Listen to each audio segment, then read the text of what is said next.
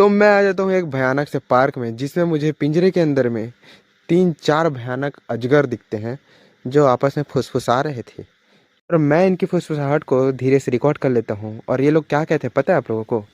कहते हैं कि जानी, बाहर जो लोग हमें देखने के लिए आ रहे हैं इनका ही जीवन सही है, हम तो चार दीवारी के अंदर कैद हैं, अब हम क्या ही कर सकते हैं जानी। तो 3 अजगर जो हैं वो हट्टे कट्टे थे करके ऊपर तो चढ़ गए, लेकिन ये जो अजगर था ये थोड़ा मोटा था और इसलिए इसको चढ़ते नहीं बना, और इसलिए ये ना पूरे शरीर को अपने पैरों के अंदर ढक के ओम का जाप कर रहा था, ओम। तो इसी के साथ फिर मैं इधर आ जाता हूँ पार्क के दूसरे साइड, जहाँ पे मुझे ये भालू दिखता है जो मुझे कचरे की भीख मांग रहा था, इसलिए मैं वहाँ का कचरा उठा के दान कर देता हूँ। तो भालू मुझे कहता है, ए बाबा धन्यवाद बाबा।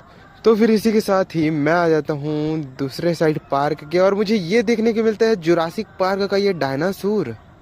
Oh my God. तो मैं यहाँ से जा ही रहा होता हूँ कि साइड में मुझे उल्लू की माँ दिखाई देती है और मैं डर जाता हूँ।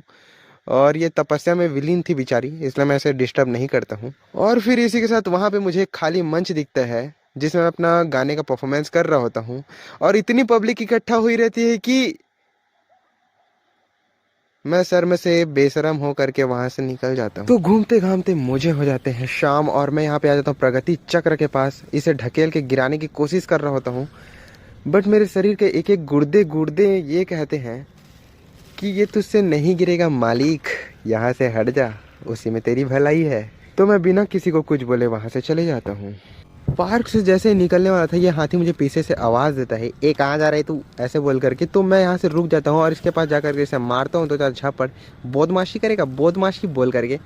तो जाते जाते मुझे यहाँ पे तोप दिखता है, तो मैं सोचता हूँ कि अब जा ही रहा हूँ तो कुछ कारनामा ही कर देता हूँ।